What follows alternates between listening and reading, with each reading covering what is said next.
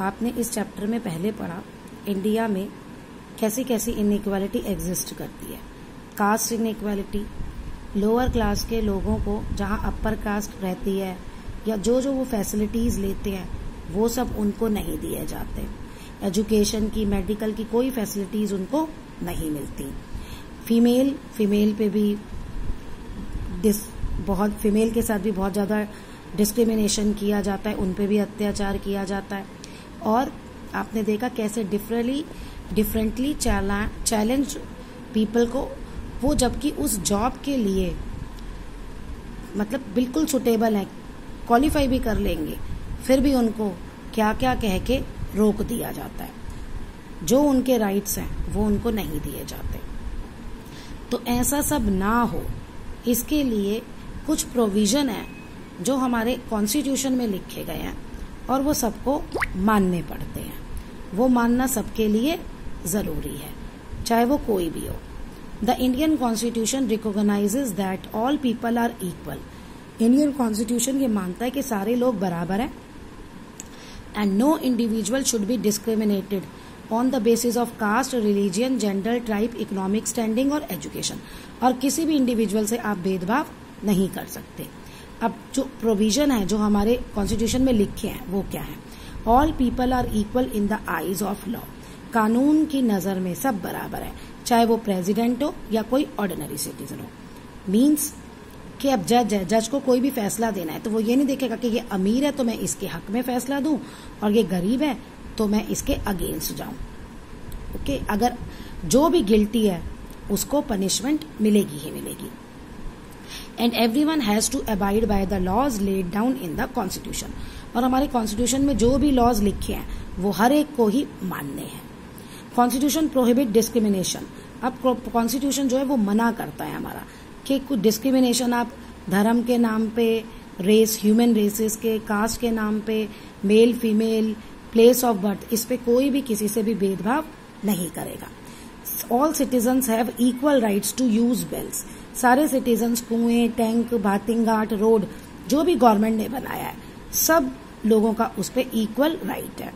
देखो अब ये क्वेश्चन आता है कि वो भेदभाव होता है। अगर कोई भी लोअर कास्ट का जाके उनकी कंप्लेंट कर दे अपर कास्ट के लोगों की, जी हमारे साथ वो ऐसा डिस्क्रिमिनेट करते हैं, तो उनको सजा होगी ही होगी।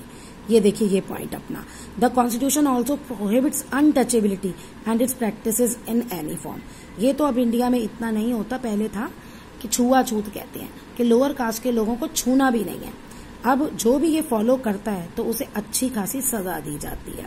Every citizen can access shop. कोई भी होटल में, शॉप में, पार्क में, अम्यूजमेंट की जगह पे कहीं भी जा सकता है without any restriction. To promote equal service prospects, there is provision that grants equality of opportunity in matter of public employment to any office under the government. अगर गवर्नमेंट अपनी कोई भी जॉब के लिए वैकेंसी निकालती है तो जो भी उसके लिए एलिजिबल क्राइटेरिया है, अगर कोई भी बंदा वो सेटिस्फाई करता है तो वो उस जॉब के लिए अप्लाई कर सकता है। ये है इसका मतलब।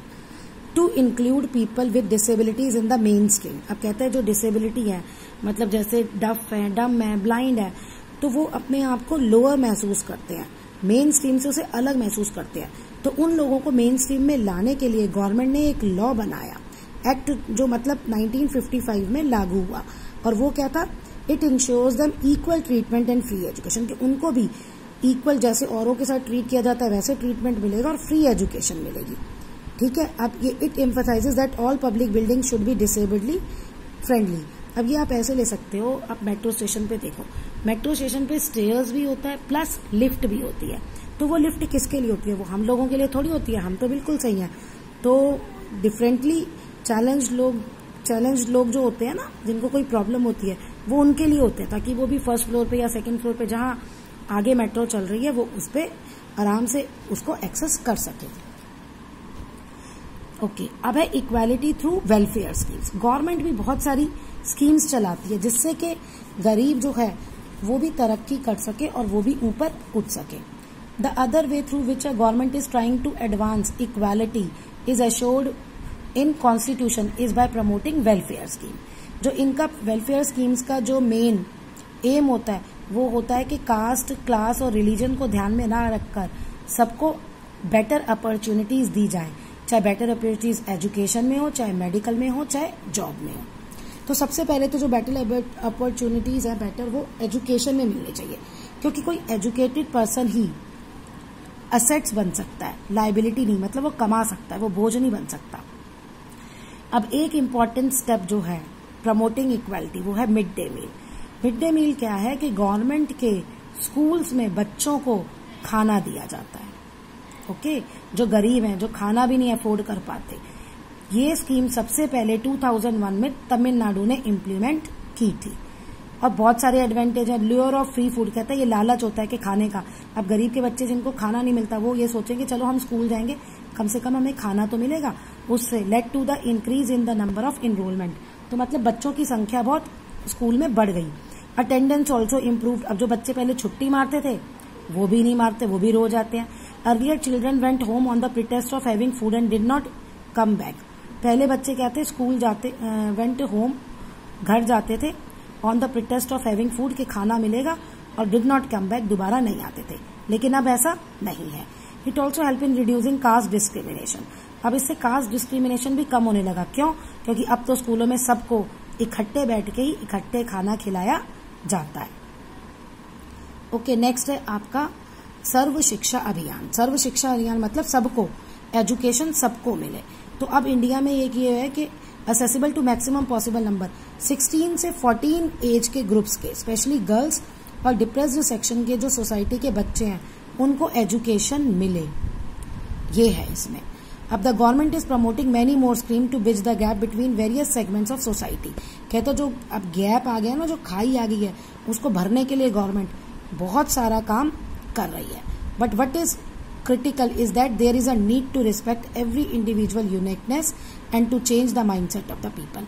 लेकिन सबसे पहले हमें इसके लिए क्या जरूरत पड़ेगी, जो बंदा जैसे है हम उसकी वैसे रिस्पेक्ट करें, और जो लोगों का पुराना माइंडसेट है, कुछ ऑर्थोडॉक्स पीपल भी हैं, उन लोगों का भी हम माइंडसेट चेंज करें।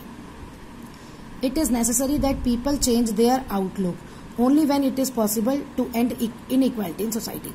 अगर लोगों का सोचने का नजरिया चेंज हो जाएगा तो ऑब्वियस सी बात है सोसाइटी में इनइक्वालिटी भी खत्म हो जाएगी।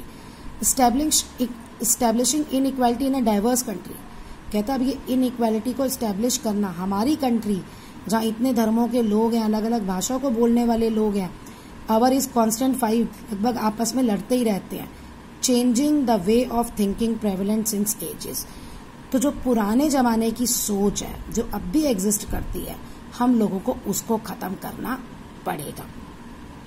Some other important programs and acts implemented by the government। अब गवर्नमेंट ने और क्या इस तरफ कदम उठाया है और एक्ट कराया है, जैसे कहते हैं MNREGA, Mahatma Gandhi national rural employment guarantee act. इसमें क्या है आपको कि एम्प्लॉयमेंट देगी, एम्प्लॉयमेंट अपॉर्चुनिटीज देगी। गांवों में रहने वाले जो यूथ है, ठीक है, उन लोगों को गांवों में ही सरकार काम देगी ताकि वो शहरों की तरफ ना भागे। To help in curbing migration to urban areas, कि वो शहरों में काम ढूंढने ना आए, उन लोगों को गांवों में ही काम मिल जाए। Then there is a national rural